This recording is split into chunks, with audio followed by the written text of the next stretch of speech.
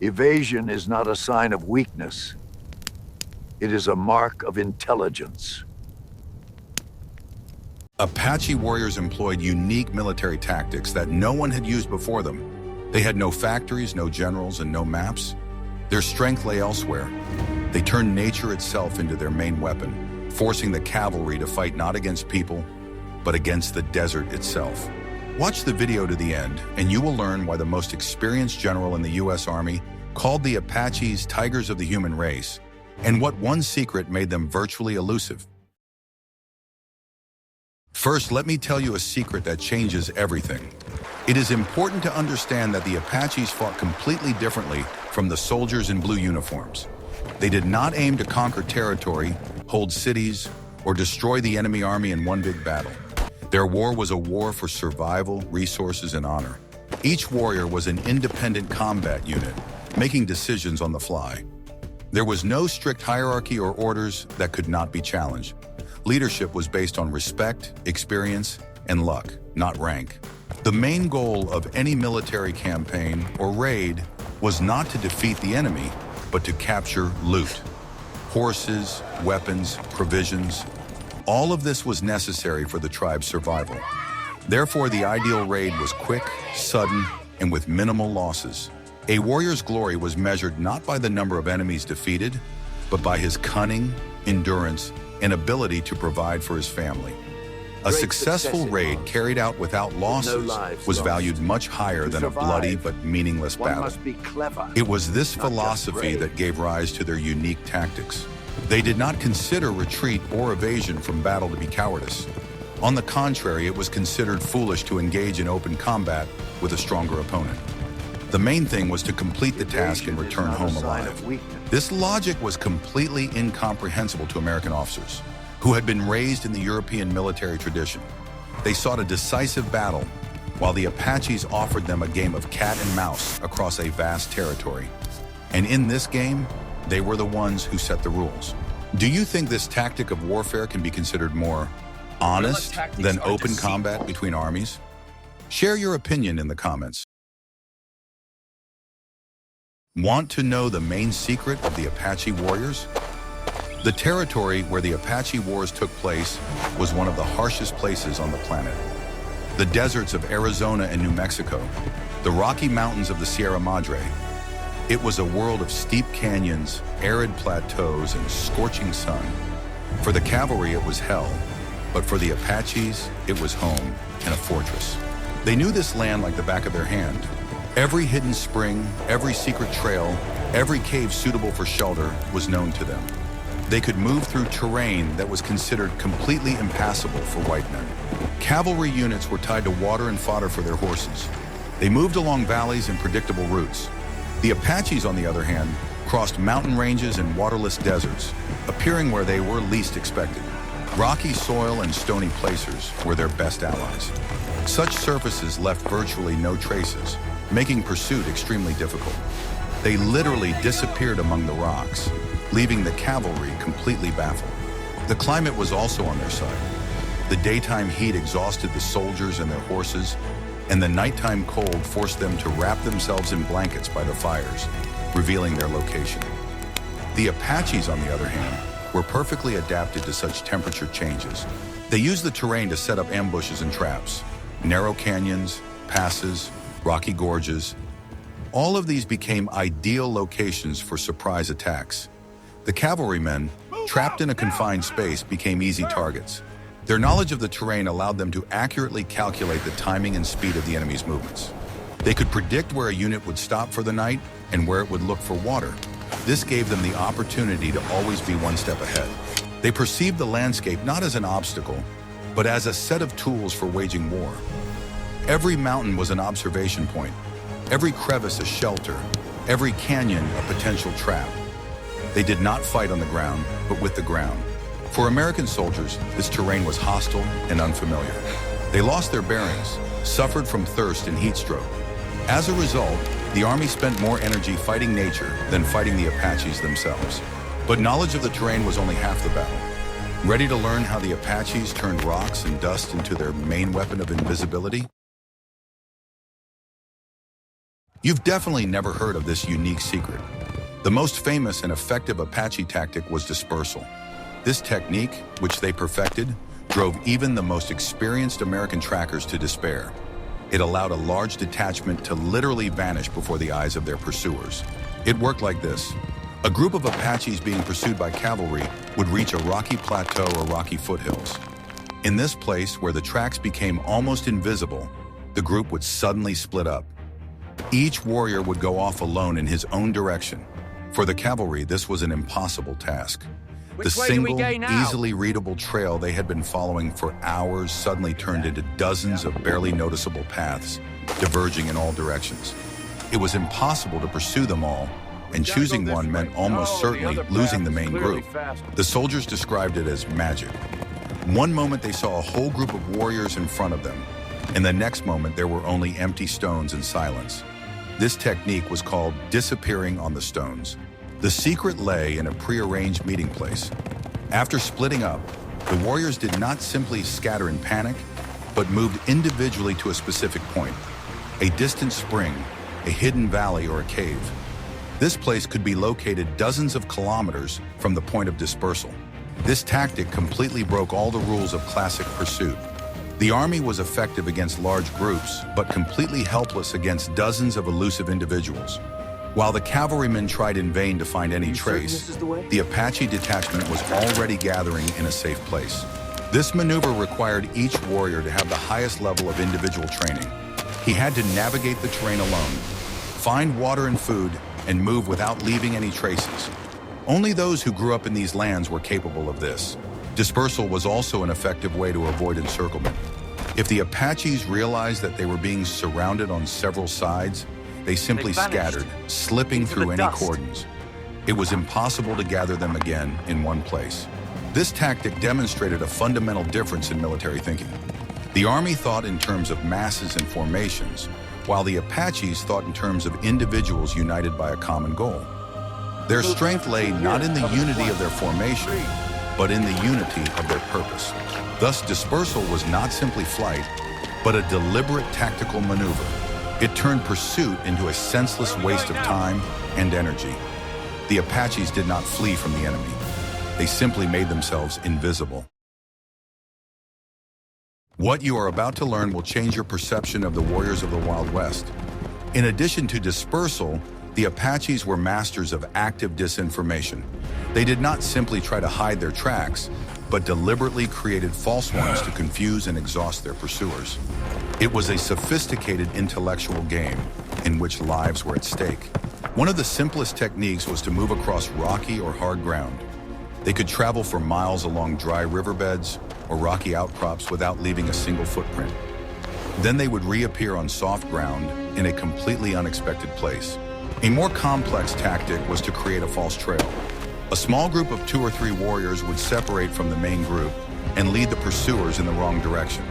While the cavalry pursued the decoy, the main group would retreat to a safe place. Sometimes the Apaches would imitate the trail of a large group, even though there were only a few of them. They would pass through the same place several times, creating the appearance of a large force on the move. This forced the army to gather large forces to pursue a non-existent threat.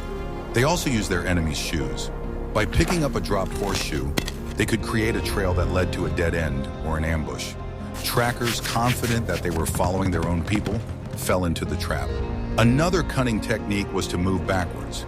After passing a certain section, several warriors would return along their own tracks and then make a huge leap to the side onto solid ground. This created the impression that the trail had suddenly ended. They skillfully used the natural conditions. For example, they could leave their tracks in the direction of a grazing herd, where their footprints would blend in with hundreds of others. Finding them after that was practically impossible.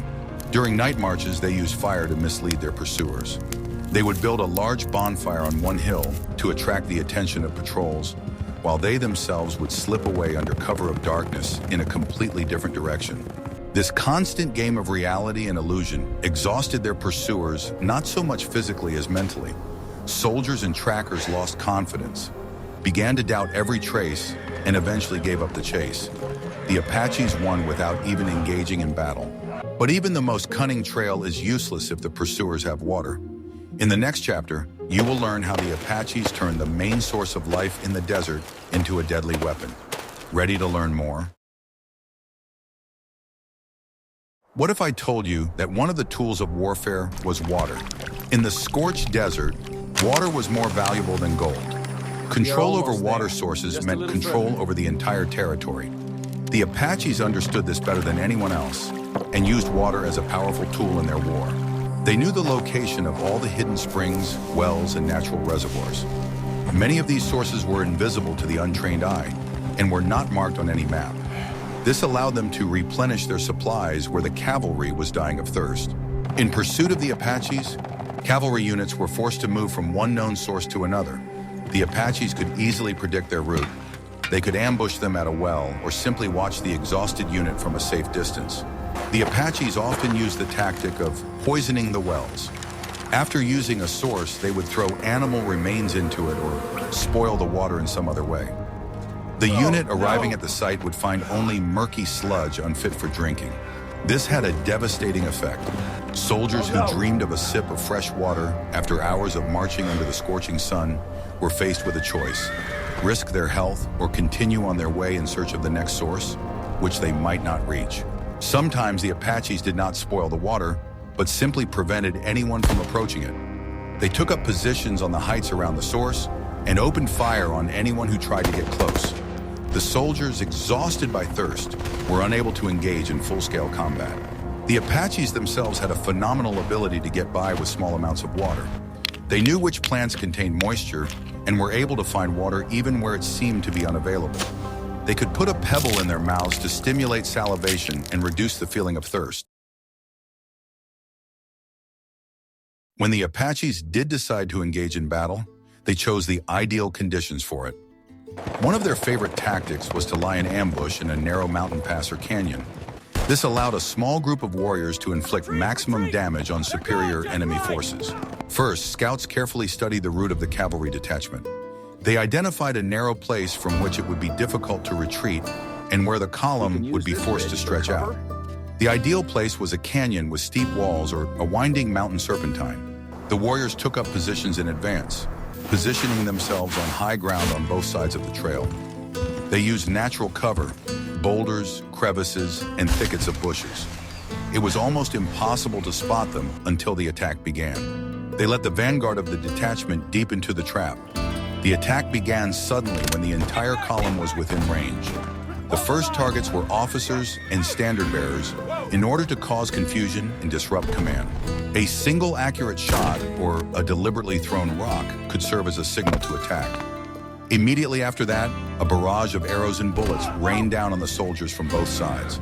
The cavalrymen, trapped in a narrow space, were unable to turn around and organize their defense. The Apaches often blocked the escape routes. At the beginning and end of the gorge, they set up landslides, dropping huge boulders onto the trail. The detachment found itself trapped in a stone bag, completely losing its maneuverability. The main weapon in such ambushes was not so much firearms as the location itself. Panic, the echo of gunshots, bullets ricocheting off the rocks, falling stones. All this created chaos. The soldiers could not understand where the fire was coming from and where the enemy was. The goal of such an ambush was not always the complete destruction of the detachment. Often it was enough for the Apaches to sow panic, capture horses and weapons, and then disappear as suddenly as they had appeared. It was a demonstration of strength and a way to replenish their resources. Such attacks had a tremendous psychological effect. After several such ambushes, the cavalrymen began to fear every ravine and pass. Tension and fear became their constant companions, exhausting them no less than the heat and fatigue. The ambush at the pass was the quintessence of Apache tactics. It combined perfect knowledge of the terrain, patience, surprise, and the ability to inflict maximum damage with minimal force. They turned the strengths of the cavalry, its numbers and organization, into its main weaknesses. Ambushes were effective, but how did the Apaches sustain themselves during long campaigns far from home? In the next chapter, we will discuss their unique system of logistics and survival.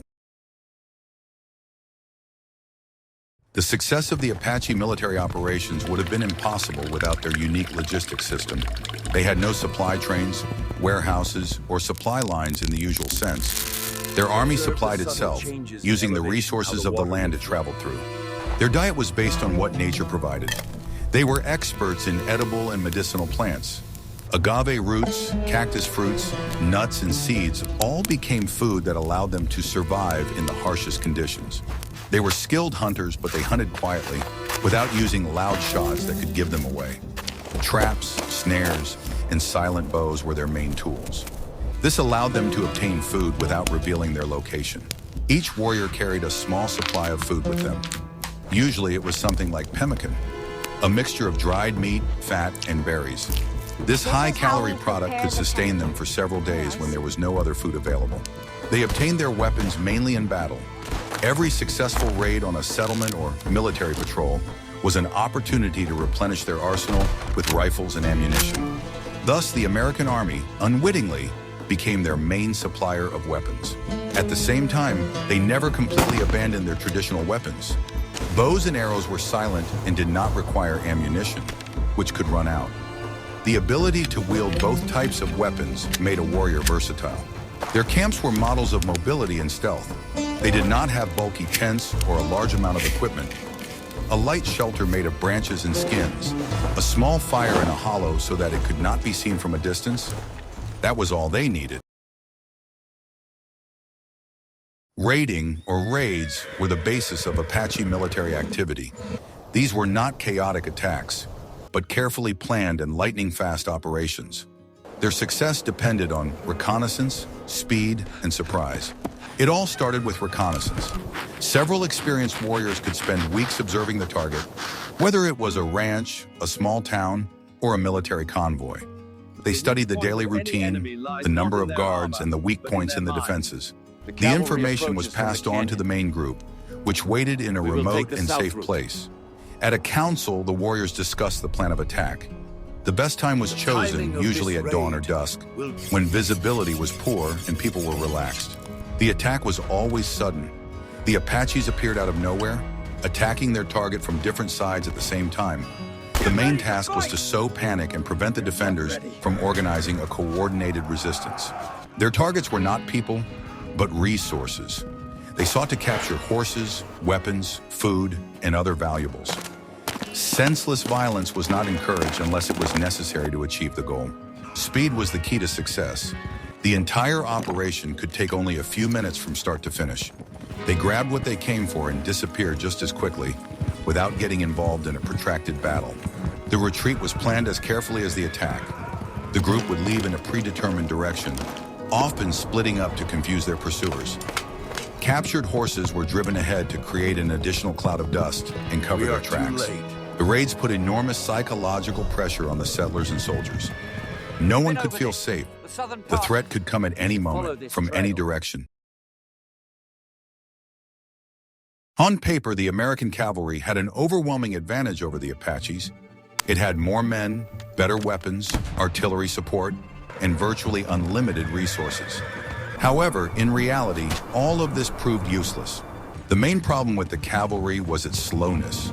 Soldiers were overloaded with equipment, rifles, revolvers, ammunition, sabers, and provisions. Their horses also carried saddles, harnesses, and additional cargo, and needed constant rest, water, and fodder. The Apache, on the other hand, was the embodiment of lightness. He moved around with virtually no load, and his hardy horse could get by on foot fodder. As a result, Apache troops always moved faster and longer than their pursuers. The cavalry was dependent on its supply train. Long caravans of mules carrying provisions, ammunition, and water stretched for miles, slowing down movement and presenting a vulnerable target. The Apaches could go without a supply train for weeks. The cavalry's tactics were straightforward and predictable. They were trained to fight in open terrain in close formation. These tactics were completely ineffective in the mountains and canyons against an invisible enemy. The scouts hired by the army were often unable to unravel the Apaches' cunning traps. Even friendly Indian scouts could not always understand the logic of their movements. The pursuit often reached a dead end. Communication within the army was slow. Orders were transmitted by messengers, which took hours or even days. The Apaches, on the other hand, used a fast and effective system of smoke signals that allowed them to coordinate their actions over vast distances in real time. Soldiers arriving from the east were unprepared for the harsh desert conditions. They suffered from dehydration, heat stroke, and disease. Their heavy wool uniforms were completely unsuited to the local climate. The Apache victories were achieved not only through tactics and endurance, but also through masterful psychological warfare. They knew how to instill fear, which was no less a formidable weapon than a rifle or a knife. Their goal was to break the enemy's will to resist. Their main tool was uncertainty. Soldiers and settlers lived in constant tension, not knowing where and when the next attack would come. This fear of an invisible enemy wore down their nerves and undermined their morale. The Apaches deliberately created a reputation for themselves as elusive and omnipresent. They left signs of their presence where no one expected to see them. A lone feather stuck in the ground near a fort or a distinctive footprint at a water source all said, "We are here. We see everything." They used rumors and misinformation. Sometimes they deliberately released a prisoner so that he could tell exaggerated stories about their numbers and ferocity at the fort. These stories spread quickly, sowing panic. Sudden night attacks on posts and sentries had a huge demoralizing effect. Soldiers no longer felt safe even within the walls of the fortifications. Sleepless nights and constant tension reduced their combat effectiveness. They never gave the enemy a moment's rest. Even if an Apache detachment was too small to attack, they could disturb the cavalry camp all night long with shouts imitating animal voices or occasional shots from different directions.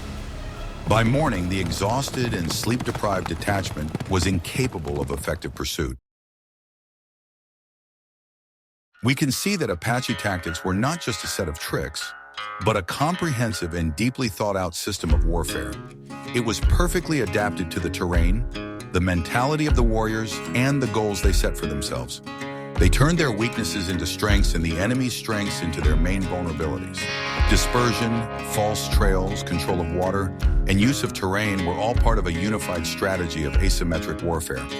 They proved that a small but mobile and intelligent enemy can successfully resist a huge military machine. Their legacy is not just a page in the history of the Wild West, but a classic textbook on guerrilla warfare. The history of the Apaches teaches us that in any conflict, it is not the one with the most resources who wins, but the one who better understands the rules of the game and knows how to impose their own. They lost their war in the long run, but their military art has gone down in history forever. Which Apache tactic do you find most ingenious and why?